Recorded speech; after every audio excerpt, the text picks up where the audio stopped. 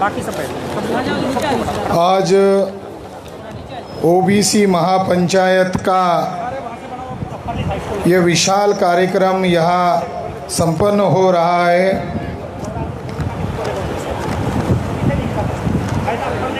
साथियों,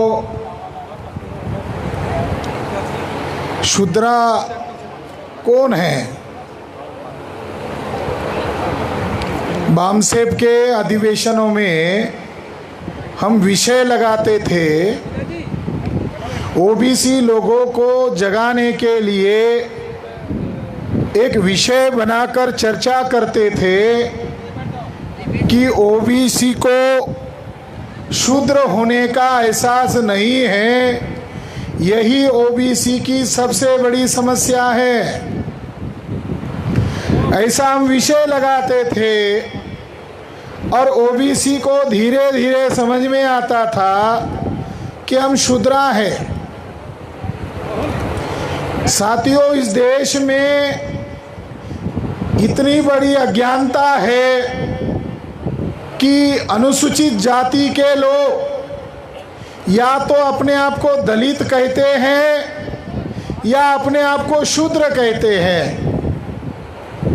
जिनको वर्ण व्यवस्था में अछूत बनाया उनको संविधान में शेड्यूल कास्ट नाम दिया, मगर नॉर्थ इंडिया में, उत्तर भारत में दलित कहा जाता है। दलित गाली है, दलित कोई सम्मानजनक शब्द नहीं है।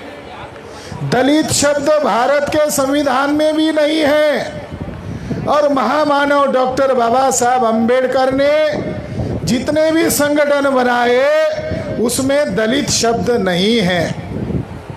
1960 के बाद समाजवादी ब्राह्मणों ने अम्बेडकरी मूवमेंट को, बाबा साहब अम्बेडकर की मूवमेंट को ओबीसी से तोड़ने के लिए अनुसूचित जाति को सेग्रीगेट किया, उनको अलग थलग किया और उनकी पहचान दलित करा दी।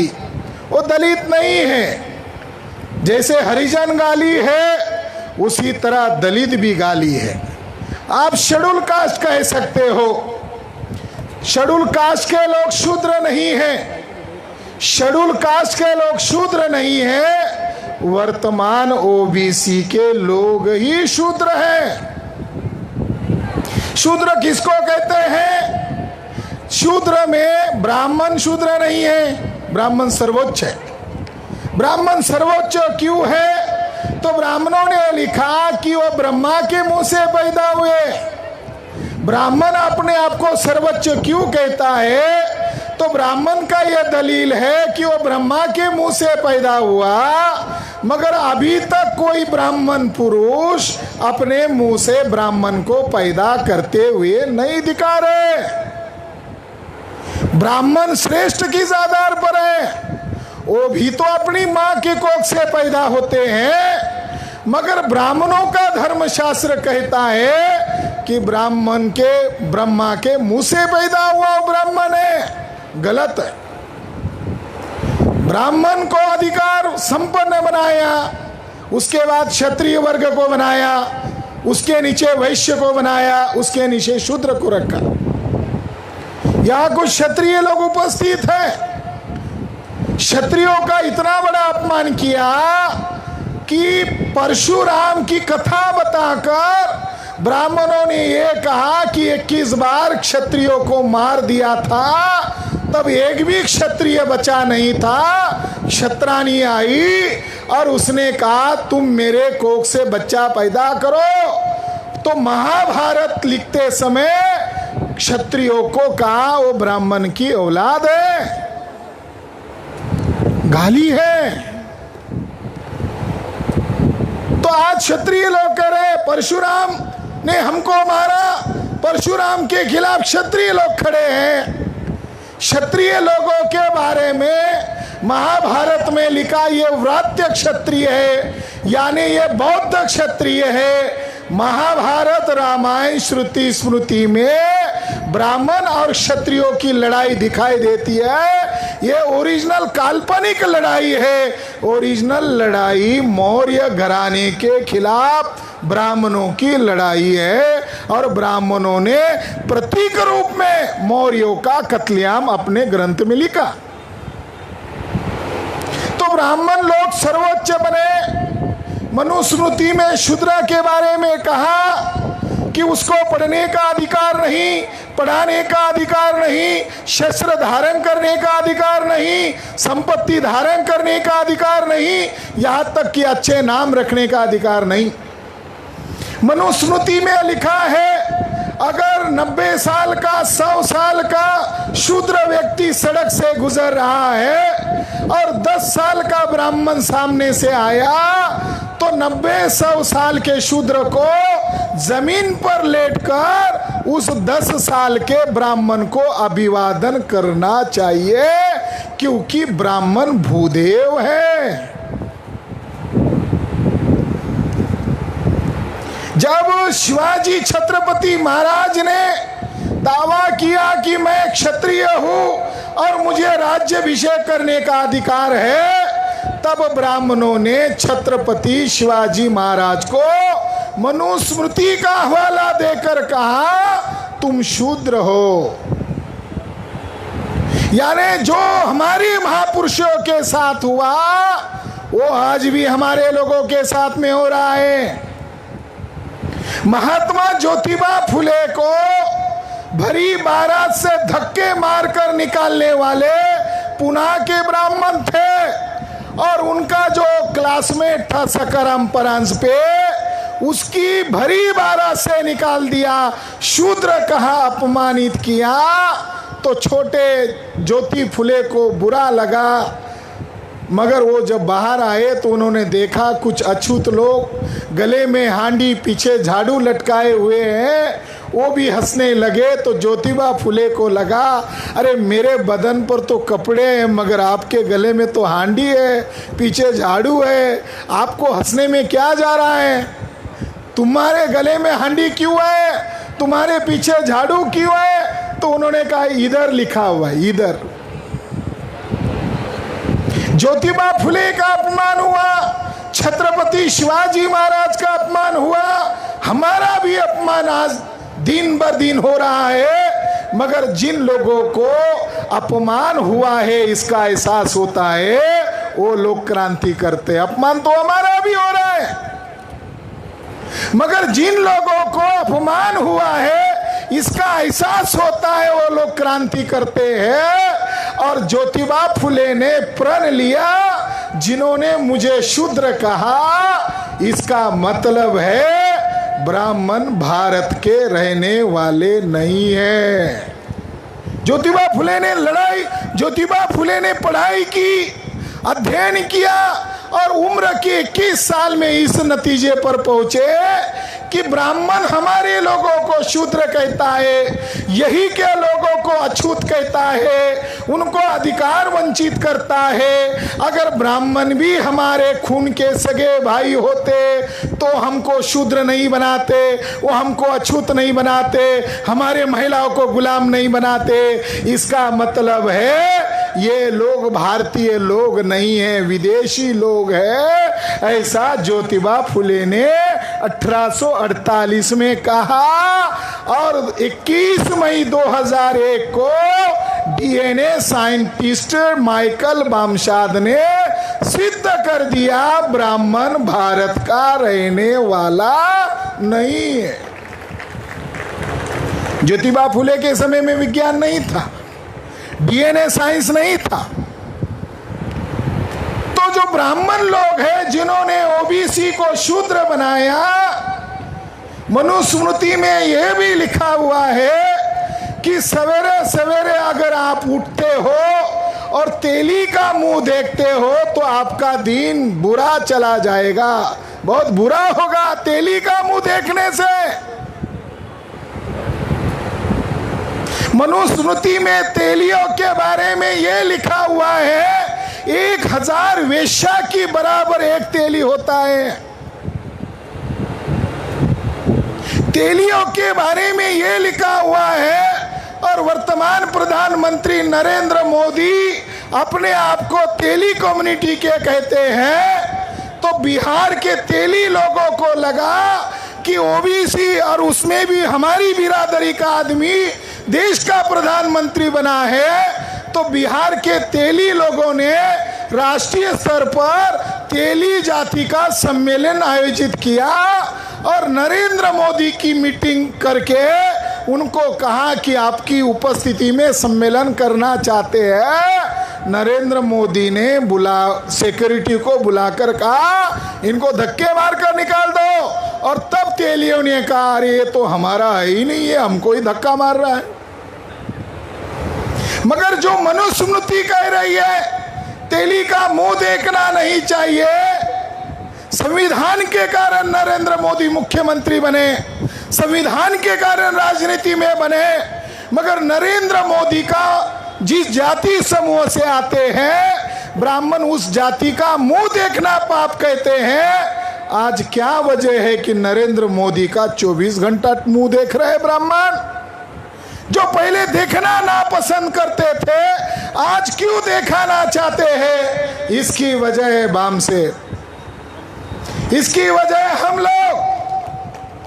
हम लोगों ने मुद्दा खड़ा किया कि इस देश में जानवरों की गिनती होती है, गधों की गिनती होती है, कुत्तों की गिनती होती है, झाड़ी झंकड़ों की गिनती होती है, नदी नालियों की गिनती होती है। आपको खबर आई होगी कि नरेंद्र मोदी ने क्रेडिट लिया, बीजेपी ने क्रेडिट लिया कि भारत सरकार ने चीते बाहर से मंगवाए। भारत सरकार को, नरेंद्र मोदी को कहां से पता चला कि चीतों की प्रजाति भारत में विलुप्त हो रही है? जानवरों की गिनती करने से। यानी उनको जानवरों की एक प्रजाति विलुप्त हो रही है इसकी जानकारी है। मगर ओबीसी की संख्या ब्रिटिश चले जाने के बाद कितनी बढ़ गई है ये ओबीसी को पता नहीं है। गुलामी की हद हो गई। ओबीसी हमारा बड़ा भाई है, मगर ओबीसी को एहसास नहीं है, इसलिए उसको बुरा लगने के लिए हमने ये बात कही कि गधों की गिनती होती है, कुत्तों की गिनती होती है, झाड़ी झंकड़ों की गिनती होती है, यहाँ तक कि हिजड़ों की गिनती होती है। पिछड़ों की क्यों नहीं होती? हिजड़ों ने मोर्चा निकाला मध्य प्रदेश में और उन्होंने भी डिमांड किया हमारी गिनती करो। पिछड़ों की गिनती का मामला आउट कर दिया। ब्राह्मणवादी व्यवस्था ने हिजड़ों की गिनती की मगर पिछड़ों की गिनती नहीं की। साथियों, आज जो ओबीसी है इनकी आबादी मंडल कमीशन के अनुसार 52% है।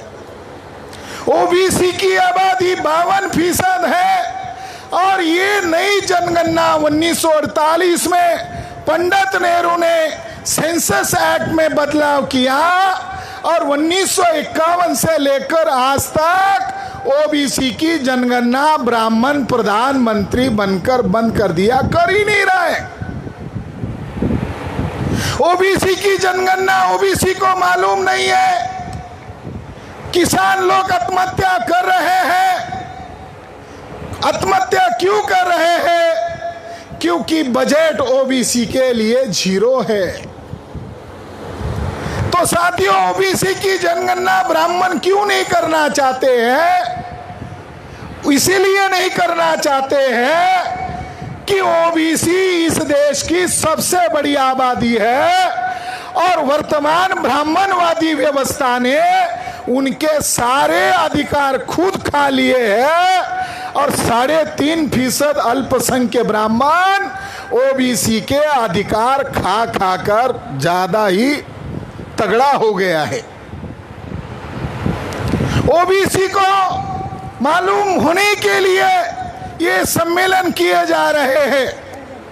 ओबीसी को अपना अधिकार दिलाने के लिए सम्मेलन किए जा रहे हैं। ओबीसी को बाबा साहब अम्बेडकर के बारे में ब्राह्मण लोग गलत बातें बताते हैं। ओबीसी ये जो शब्द है ये महामानव डॉक्टर बाबा साहब अम्बेडकर ने दिया हुआ शब्द है, अदर बैकवर्ड कास्ट। ये शब्द बाबा साहब अंबेडकर ने पार्लियामेंट संविधान सभा में दिया। जिन 5 ओबीसी लोगों को बाबा साहब अंबेडकर ने अपने निवास पर भोजन के नाम पर बुलाया और कहा, अरे मैं देने के लिए बैठा हूं, जब मैं बोलता हूं ओबीसी को भी दे दो, तो पंडित जवाहरलाल नेहरू बोलता है कौन ओबीसी है?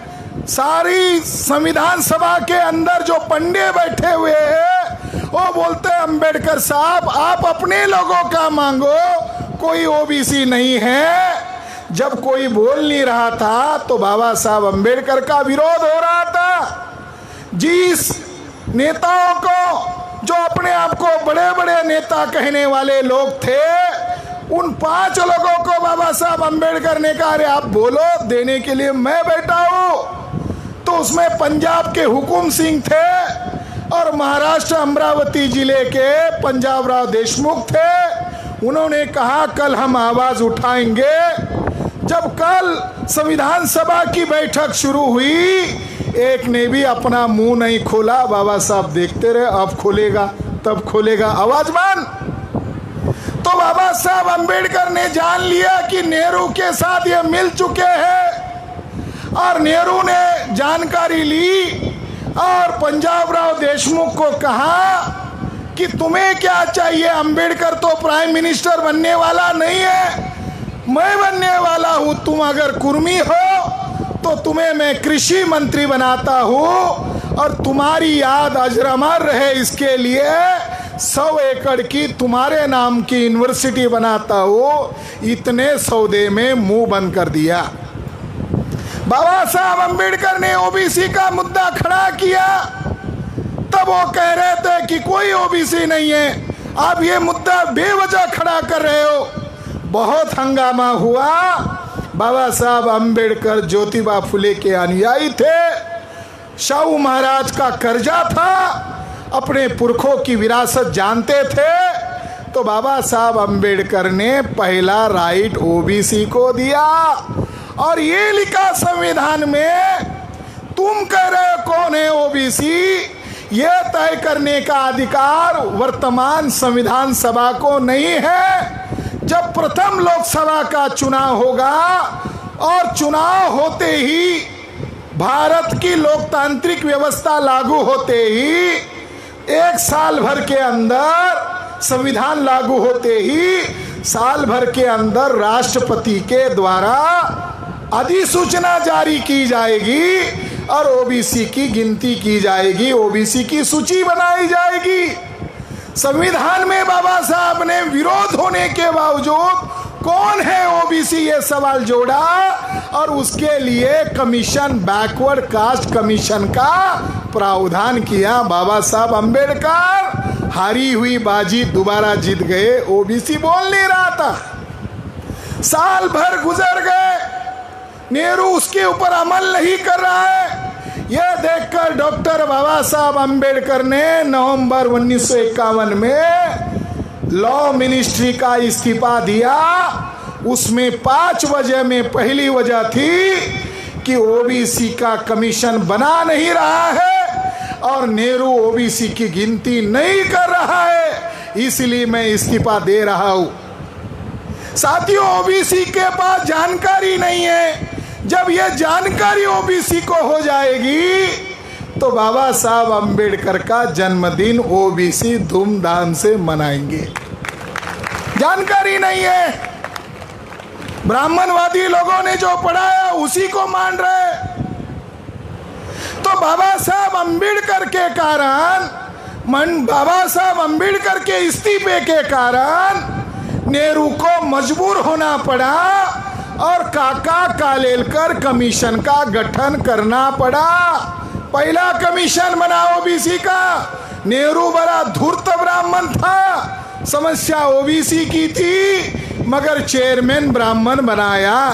और वो भी गांधीवादी, जो ब्राह्मण था काका कालेलकर, उसने कमीशन बनाए 3 वॉल्यूम्स में। और जब वो संसद के पटल पर रखने का मौका आया तो तो नेहरू ने उसके पास से 60 पन्ने का लेटर लिखवा लिया और नेहरू बदमाश ब्राह्मण ने पार्लियामेंट में कहा जिस कमीशन का चेयरमैन कमीशन से सहमत ना हो उस कमीशन पर चर्चा क्या करे। इस तरीके से ओबीसी को अधिकार वंचित करने का काम प्रथम लोकसभा का चुनाव होते ही किया गया और 1955 में ओबीसी के काका कालेकल कमीशन की हत्या कर दी। नेहरू मर गए। नेहरू मरने के बाद इंदिरा गांधी आई। इंदिरा गांधी को लगा समर्थन करती हूँ तो ब्यूरोक्रेट चला जाएगा, आईएएस आईपीएस ब्राह्मणों के नियंत्रण में है, ओबीसी का वर्चस्व हो जाएगा, विरोध करती हूं तो राजनीतिक सत्ता चली जाएगी। इसलिए इंदिरा गांधी ने ऑपरेशन ब्लू स्टार की योजना बनाई और निहत्थे सिखों के ऊपर मिलिट्री एक्शन की ताकि ओबीसी के मुद्दे को दफन किया जाए। इस तरीके से ओबीसी के मुद्दे को दफन कर दिया गया। मंडल आयोग बनाया था। मंडल आयोग लागू करने के लिए ओबीसी लोग लड़ाई लड़ रहे थे तो आरएसएस और कांग्रेस के लोगों ने योजना बनाई कि मंडल आयोग को लागू नहीं होने दिया जाए। इसके लिए आंदोलन शुरू कर दिया और जब ओबीसी का आयोग लागू किया वीपी सिंह सरकार के द्वारा तो ब्राह्मणों ने योजना बनाई कि उनके ऊपर क्रीमी लगा दिया। आज ओबीसी मंडल आयोग के अनुसार 52% है, मगर ठीक आधार पर रिजर्वेशन होगा। जो लायक है उनको कह रहे हैं कि तुम्हें नौकरी नहीं मिलेगी और जो पढ़ नहीं रहे हैं, खेती कर रहे, जानवरों को चरा रहे, उनको कह रहे तुम लायक हो। इस तरीके से गैर संवैधानिक तरीके से क्रीमी लेयर लगा दिया और जब न्यायपालिका में बहस शुरू हुई तब इंद्र साहनी वर्सेस भारत सरकार पक्ष ने कहा रिजर्वेशन की बाउंड्री 150 ही रहेगी, 50 भी नहीं होगी, 51 भी नहीं होगी। यानी ओबीसी का क्रीमी लेयर हटाने के लिए ओबीसी आवाज उठा रहे थे तब उनके ऊपर क्रीमी लेयर लगाया और ओबीसी दोबारा जत्थेबंद हो सकता है जैसे मंडल आयोग के लिए हुआ। इसलिए ब्राह्मण लोगों ने सोचा ये ओबीसी अगर जत्थेबंद हो गया क्रीमी लेयर हटाने के लिए तो शायद ब्राह्मणों को भारत छोड़ना पड़ेगा। तो ब्राह्मण कांग्रेस, ब्राह्मण आरएसएस क्रीमी लेयर के मुद्दे को दफन करने के लिए 6 दिसंबर 1992 को बाबरी मस्जिद गिराई ताकि ओबीसी अपनी हक की लड़ाई छोड़ दे और मंदिर मस्जिद की लड़ाई में एंगेज हो जाए। बाबरी मस्जिद ओबीसी अपने हक के लिए जत्थेबंद न हो इसके लिए किया गया क्राइम है। अब ये विषय अब ये ब्राह्मण लोगों ने खुद को जलाया नहीं, ब्राह्मण लोग अनशन पर बैठे नहीं, ब्राह्मणों ने कोई मोर्चा निकाला नहीं, मगर वर्तमान बीजेपी सरकार ने रातों रात 10% ईडब्ल्यूएस आर्थिक आधार पर सवर्ण विधेयक पारित किया और धोखा हुआ। यानी इसी बात को कोर्ट में चुनौती लेकर गए और कोर्ट में कहा कि अगर आप 150 की बाउंड्री लांघ रहे हो, जब हमारे लोग कह रहे हैं कि ईडब्ल्यू हमारा आर्थिक आधार का रिजर्वेशन नहीं होगा तो ब्राह्मण के लिए आर्थिक आधार का क्यों रख रहे हो। तो ब्राह्मण जज ने कहा कितने दिन तक रिजर्वेशन रखा जाए। ब्राह्मण की गुंडागर्दी इतनी हो गई कि जज साहब न्याय देने के लिए नहीं बैठे बल्कि इशारे में कहा कि रिजर्वेशन कितने दिन तक रखा जाए। इस पर सरकार को विचार करना चाहिए। दोबारा ओबीसी को धक्के मारकर निकाल दी। साथियों 3.5% ब्राह्मणों ने पार्लियामेंट पर कब्जा किया। जिनके पास वोट नहीं है उनके 5 राष्ट्रीय दल है। कांग्रेस ब्राह्मणों का दल, बीजेपी ब्राह्मणों का दल, माकप भाकप ब्राह्मणों का दल, तृणमूल कांग्रेस ब्राह्मणों का दल, जिनके पास वोट नहीं है वो 5-5 राष्ट्रीय पार्टियां। ओबीसी 52% है, उनका एक भी राष्ट्रीय पार्टी नहीं। एससी एसटी का एक भी राष्ट्रीय पार्टी नहीं।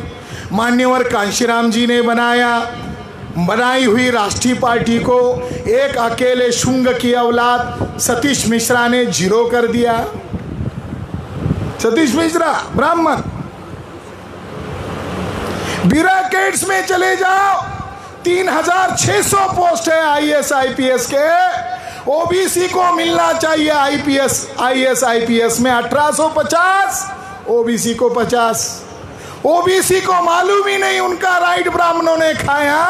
ब्राह्मण बनियों को मिलना चाहिए 540, कब्जा किया 3600 में से 2950, राउंड अबाउट 3000 कब्जा ओबीसी का खाया ब्राह्मण ने। मगर ओबीसी को बता रहे तुम्हारा दुश्मन मुसलमान है, ब्राह्मण के साथ पिटाई, ब्राह्मण के साथ लड़ाई ना हो, इसलिए डाइवर्ट कर दिया जा रहा है। न्यायपालिका में 360 जजेस है, सारे के सारे एंटीनाधारी ब्राह्मण। हाई कोर्ट के ब्राह्मण जज 27 जजेस है, सुप्रीम कोर्ट के सारे के सारे ब्राह्मण। ओबीसी कितना है? एक को जज बना दिया। किस लिए बनाया? जब भोजन करता है तो आचार रखा जाता है, आचार भोजन नहीं होता है, आचार टेस्ट के लिए होता है। एक को बनाया, ओबीसी आउट, मीडिया ब्राह्मण बनिया। तो ओबीसी की समस्या राष्ट्रीय समस्या है। ओबीसी का क्रीमिलेयर हटाना चाहिए, मगर ओबीसी का क्रीमिलेयर नहीं हटा रहे। 150 की सीमा ब्राह्मणों ने लांघ दी और सवर्ण के नाम पर उनको अलग से दिया। पहले ही 90% है, अब 10% कर दिया। और आज सारे सरकारी सेक्टर, सरकारी उद्योग कंपनियों को बेच दिया है, रिजर्वेशन देना न पड़े। इसीलिए नरेंद्र मोदी ने सारे सरकारी उद्योग कंपनियों को बेच दिया है। रेल को बेच दिया, एयरलाइंस कंपनी को बेच दिया। क्या बचा? ब्राह्मण तो वही कह रहे, क्या बचा है? अभी काय के लिए आ रहे हो कोर्ट में? इसलिए तो कह रहा है खत्म करना चाहिए। अरे वो खत्म कर दिया है। ओबीसी की जनगणना करने के लिए साउथ इंडिया में ओबीसी के लोगों ने नरेंद्र मोदी सरकार को कोर्ट में घसीटा, तो वहां की हाई कोर्ट ने केंद्र सरकार को कहा कि ओबीसी करे, हमारी जनगणना करो। तो नरेंद्र मोदी ने कहा अभी भी जनगणना नहीं करेंगे और कभी भी जनगणना नहीं करेंगे। हलफनामा देकर कहा। जब नरेंद्र मोदी को एक्सपोज किया जाता है कांग्रेस के द्वारा, तो नरेंद्र मोदी और आरएसएस बीजेपी के लोग कहते हैं नरेंद्र मोदी पिछड़े वर्ग के हैं, इसीलिए इनको परेशान किया जाता है, इनको दोषारोप दिया जाता है। यानी नरेंद्र मोदी के नाम पर 3.5% ब्राह्मण वो पकड़े ना जाए, इसलिए नरेंद्र मोदी का ढाल के तौर पर इस्तेमाल करते हैं। और नरेंद्र मोदी कहते हैं कि मैं 56 इंच का सीने वाला हूँ। 56 इंच का सीना नरेंद्र मोदी का बयान है कि नरेंद्र मोदी का सीना कितना बड़ा है? 56 इंच का है। अगर नरेंद्र मोदी का 56 इंच का सीना है तो ओबीसी की जाति आधारित जनगणना करने के लिए नरेंद्र मोदी ओबीसी है, तो ओबीसी की जनगणना करने के लिए किसका डर लगता है? नरेंद्र मोदी अपने आप को ओबीसी कहते हैं, तो क्यों नहीं ओबीसी की जनगणना करना चाहते हैं? नरेंद्र मोदी जैसे खेत में किसान आदमी पंछियों से खेती बचाने के लिए खड़ा करता है, हरियाणा में उसको क्या कहते हैं? रावा। नरेंद्र मोदी प्रधानमंत्री नहीं है, और रावा है, डरावा है, धोखा है, डरावा है, ओरिजिनल नहीं है, वो डरावा है, डुप्लीकेट है। क्योंकि उसको नॉमिनेट ब्राह्मणों ने किया है। आरएसएस के ब्राह्मण्स ये ओरिजिनल शासक है, ये केवल मात्र दिखावे के लिए खड़ा किया गया प्रधानमंत्री है। ओबीसी की जाति आधारित गिनती कराने के लिए ये महापंचायत आयोजित की गई है। ये शुद्राज राइजिंग काय के लिए कि ओबीसी की अगर जाति जनगणना नहीं कर रहे हो तो ओबीसी को जत्थेबंद करना होगा, और ओबीसी की वास्तविक जनगणना ब्राह्मण क्यों नहीं करना चाहता है। 65 से 70% ओबीसी की गिनती पकड़ में आएगी, 3.5% ब्राह्मण ओबीसी की असली जनगणना नहीं बताना चाहते हैं। दूसरी बड़ी समस्या है एससी की, एसटी की, ओबीसी की, वो मैं आपको बताकर मेरी बात को खत्म करना चाहता हूं, जो बहुत ही गंभीर है। वो समस्या है कि सुब्रमण्यम स्वामी ने कोर्ट में गया, जो अभी राज्यसभा का मेंबर है, वो कोर्ट में गया और उसने चुनाव आयोग के खिलाफ केस दायर किया, और उसका कहना है कि चुनाव आयोग ने कांग्रेस को मदद किया और 2004 और 2009 में ईवीएम घोटाला करके कांग्रेस ने सत्ता हथिया ली। उनको सबूत मांगे गए और सबूत के बुनियाद पर 8 अक्टूबर 2013 को फैसला सुनाया। सुप्रीम कोर्ट के जज थे जस्टिस सदाशिवम, उन्होंने फैसला सुनाया ईवीएम मशीन से फ्री, फेयर एंड ट्रांसपेरेंट चुनाव नहीं हो सकते। ये हम नहीं कह रहे, जो भारत की सर्वोच्च न्यायालय वो कह रही है ईवीएम मशीन से पारदर्शी चुनाव नहीं हो सकते। फिर इसके लिए कोर्ट ने कहा कि चुनाव कैसे होना चाहिए जिससे चोरी पकड़ी जा सके, इसीलिए वीवीपीएटी सिस्टम लगाने को सुप्रीम कोर्ट ने ऑर्डर दिया। और वीवीपीएटी मतलब क्या है? पर्ची निकलने वाली मशीन। ईवीएम मशीन क्या है? वोटों की चोरी करने वाली मशीन। वोटों की चोरी करने वाली मशीन को निगरानी रखने के लिए, चोरी पकड़ने के लिए वीवीपीएटी सिस्टम लगाया। 2014 में चुनाव हुआ और घोटाला करके बीजेपी फिर से जीत कर आई, कांग्रेस की मदद से जीत कर आई, मगर पर्चियां वाली मशीन कितनी लगाई? 0.33, यानी आधा फीसद भी नहीं लगाई। कोर्ट कह रहा है जितना ईवीएम मशीन है उतना वीवीपीएटी लगाओ, मगर 2014 में 1% भी नहीं लगाया, 1% भी नहीं लगाया। 2019 आया, नरेंद्र मोदी को प्रधानमंत्री पद का कैंडिडेट घोषित किया गया, और उस समय वामन मेश्राम जो हमारे राष्ट्रीय अध्यक्ष है, अप्रैल माह 2017 में वामन मेश्राम जी ने सुप्रीम कोर्ट में केस दायर की और 2017 में उनके समर्थन में फैसला आ गया। वामन मेश्राम की केस ये थी कि कोर्ट कह रहा है ईवीएम में गड़बड़ी करना संभव है, तो वीवीपीएटी 100% लगाओ। तो क्या आने वाले चुनाव में वीवीपीएटी लगाएंगे या नहीं लगाएंगे? तो चुनाव आयोग को सुप्रीम कोर्ट को ऑर्डर देना पड़ा और अगले चुनाव में वीवीपीएटी लगाने के लिए केंद्र सरकार और चुनाव आयोग को ऑर्डर दिया गया।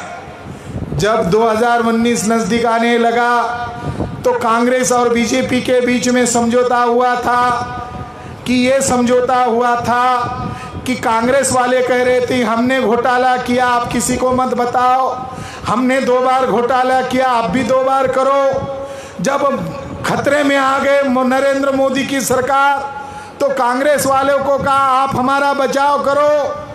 तो विपक्ष के लोगों ने डिमांड किया कि 50% पर्ची निकलने वाली मशीन की मिलान करो। विपक्ष के लोगों ने 50% की डिमांड की, और अभिषेक मनु सिंघवी के द्वारा कोर्ट में केस दायर की गई। जब अभिषेक मनु सिंघवी कांग्रेस का प्रवक्ता उसने कोर्ट में केस दायर की, तब जज थे justice Gogoi. Justice Gogoi sir न्यायाधीश थे और सर न्यायाधीश को एक महिला के द्वारा ब्लैकमेल किया गया, चरित्र का मुद्दा खड़ा किया, चरित्र का मुद्दा खड़ा किया, यौन शोषण का मुद्दा खड़ा किया और जस्टिस गोगोई को ब्लैकमेल करके मैनेज किया और आरएसएस बीजेपी के लोगों ने अपने समर्थन में फैसला लिया।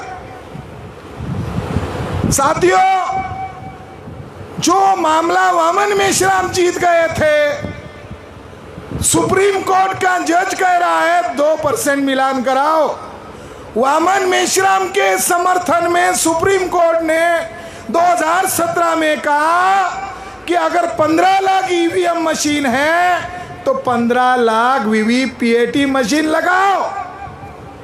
साथियों, 2019 में घोटाला किया गया और नरेंद्र मोदी जिस लोकसभा सीट से खड़े थे, इतना बड़ा घोटाला हुआ कि 1,87,000 वोट ज्यादा निकले।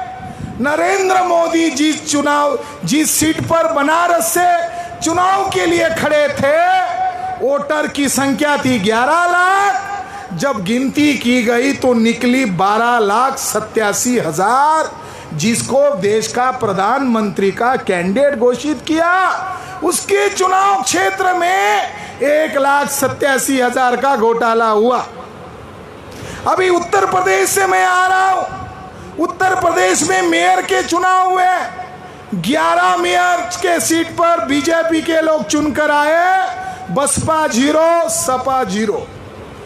निशात नामक एक लड़की जो चुनाव क्षेत्र से खड़ी थी, वहां की वोट की संख्या 3.5 लाख थी, मगर जब गिनती की गई तो 4,63,000 वोट निकले।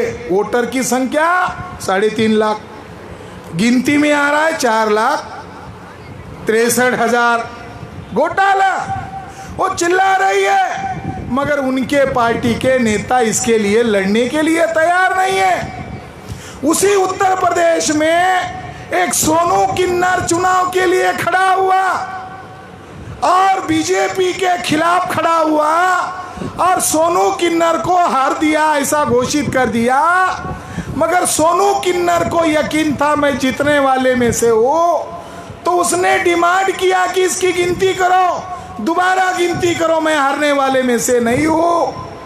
मगर पुलिस का फौज खड़ा करके सोनू किन्नर को वहां से भगाने लगे।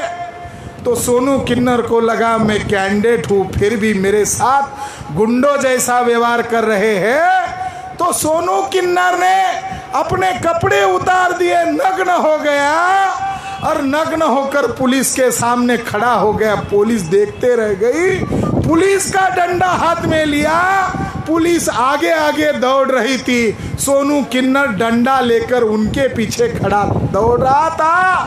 कलेक्टर को लगा साला मेरे को भी दौड़ा देगा, इज्जत खत्म हो जाएगी। उसने दोबारा गिनती की, सोनू किन्नर जीता हुआ घोषित कर दिया।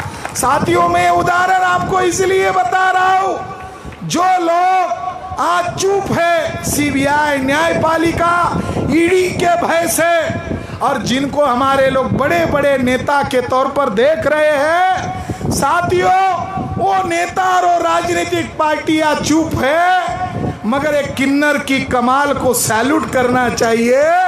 उसने हारी हुई बाजी को जीत में तब्दील किया।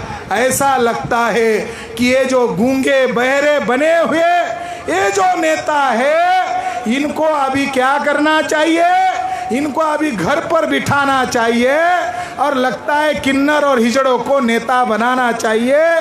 इस मौके पर मैं आप लोगों को यही मैसेज देना चाहता हूँ कि 2024 में दोबारा ईवीएम घोटाला करके अगर आरएसएस बीजेपी चुनकर आती है तो हमें चुप नहीं रहना होगा। ये जो शूद्राज राइजिंग आप बोल रहे हो, पिछड़ों को जगाने की आप बात कर रहे हो, शेड्यूल ट्राइब को जगाने की आप बात कर रहे हो, तो माननीय वामन मेश्राम जी ने ऐलान किया कि हम लोग ईवीएम को लेकर भारत बंद करने वाले हैं। ईवीएम के जरिए से घोटाला करके अल्पसंख्यक विदेशी ब्राह्मण अगर इस देश के हुक्मरान बन के हिंदू राष्ट्र की बातें कर रहे हैं, जिनकी औकात गांव का प्रधान चुनने की नहीं है, वो 2050 तक चुनकर आने की बात कर रहे हैं। इसलिए ईवीएम को लेकर भारत बंद करना होगा और 2024 में नहीं मानते हैं तो 15 लाख बूथ पर ईवीएम मशीन फोड़ना होगा। ये मैं आपको यहाँ से संदेश देना चाहता हूँ। आखिरी एक संदेश देता हूँ कि हम लोग डीएनए के आधार पर मूल निवासी है और हरियाणा के ब्राह्मणों को डीएनए की बात जब आती है तो उनको मिर्ची लगती है। ब्राह्मण, हरियाणा के ब्राह्मण डरते, ब्राह्मणों में योग्यता नहीं है, हमारे साथ बहस कर ले, मगर डीएनए के आधार पर ब्राह्मण विदेशी है। अंग्रेजों को तुम विदेशी कहते थे और विदेशी कहकर अपने आप को देशभक्त कहलाते हो, तुम फर्जी देशभक्त हो। अंग्रेज विदेशी थे, मुगल विदेशी थे, डच विदेशी थे, उसी तरह ब्राह्मण भी विदेशी है। अगर वो छल कपट से ईवीएम के जरिए से दोबारा इस देश को हिंदू राष्ट्र की बात कर रहे हैं तो ओबीसी को जगना होगा। ओबीसी हिंदू नहीं है, मैं नहीं कह रहा हूँ। स्वामी दयानंद सरस्वती ने लिखा सत्यार्थ प्रकाश में पेज नंबर 81 पर लिखा, वो कहता है स्वामी दयानंद सरस्वती, हे ब्राह्मणों तुम अपने आप को हिंदू मत कहो, हिंदू मुगलों द्वारा दी हुई गाली है। हिंदू का मतलब है काला, चोर, डाकू, गुलाम। मैं नहीं कह रहा हूँ, स्वामी दयानंद सरस्वती कह रहा है। हिंदू ये बुरखा है, हिंदू ये मुखौटा है। ब्राह्मण हिंदू राष्ट्र के नाम पर मनुस्मृति को लागू कर दिया है। इसलिए ओबीसी को कहना चाहिए ना हम शूद्रा है ना हम हिंदू है, हम तो भारत के मूल निवासी है। ये जो शूद्रा राइजिंग हो रहा है तो शूद्रा राइजिंग नहीं होना चाहिए, ये मूल निवासी राइजिंग होना चाहिए। हम भारत के मूल निवासी लोग हैं। ब्राह्मण का डीएनए विदेशी है और 6,500 जाति में बांटे गए लोगों का डीएनए भारतीय है और मोहन भागवत और आरएसएस और तमाम ब्राह्मणों का डीएनए विदेशी है। और विदेशी ब्राह्मण लोग हिसार में जो राखी गढ़ी सभ्यता है वो हमारा डीएनए मिला, मगर ये आरएसएस के लोग ये कह रहे हैं नहीं ब्राह्मणों का डीएनए मिला। अरे रिपोर्ट में लिखा है ब्राह्मणों का नहीं मिला, डीएनए हमारा मिला। मगर ब्राह्मण कितना मक्कार है, कितना झूठा है कि वो ब्राह्मणों का डीएनए नहीं मिला, फिर भी कह रहा है हमारा मिला और वहां पर बोर्ड लगाया है। मैं हरियाणा में आकर बोल रहा हूं, आपको इस बात से गंभीरता से लेना चाहिए। वहां राखी गढ़ी सभ्यता जहां हमारी पुरखों की सभ्यता है, वहां पर बोर्ड रखा है ये आर्य सभ्यता, ये वैदिक सभ्यता। अरे ये घटिया माल है, ये सभ्यता कैसे हो सकती है जिसने वर्ण व्यवस्था नामक घटिया माल पैदा किया, जिसने अछूत नामक घटिया माल पैदा किया, जंगलों में आदिवासियों को खदेड़ दिया, जिसने महिलाओं को गुलाम बनाया, वो घटिया माल जिसने पैदा किया, वो सभ्यता कैसे हो सकता है। ब्राह्मण विदेशी है, इसीलिए हमको 6,500 जातियों में बांटा और हमारे लोगों को गुलाम बनाया। इसलिए हरियाणा में ये जो चरणबद्ध कार्यक्रम चल रहा है तो डीएनए के बारे में आपको गांव-गांव में प्रचार करना चाहिए। इसलिए साथियों आप लोग इसके लिए आंदोलन करो, इसके लिए जन जागृति करो। अब हमारा राज आएगा। अब मूल निवासी बहुजनों 3.5% ब्राह्मण है, इसके खिलाफ देश में वामन मेश्राम साहब ने बिगुल बजा दिया है।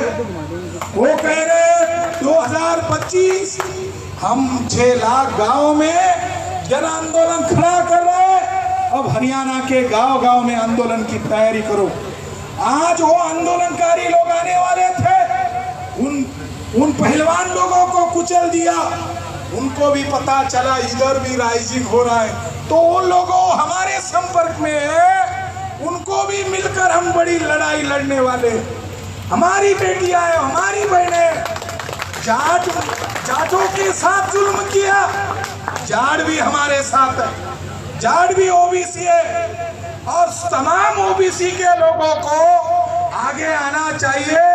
और मैं इस ओबीसी भाई का शुक्रिया अदा करता हूँ जिसने कहा कि मैं शेड्यूल कास्ट के लोगों का शुक्रिया करता हूँ, क्योंकि ये विचार से जगा हुआ है।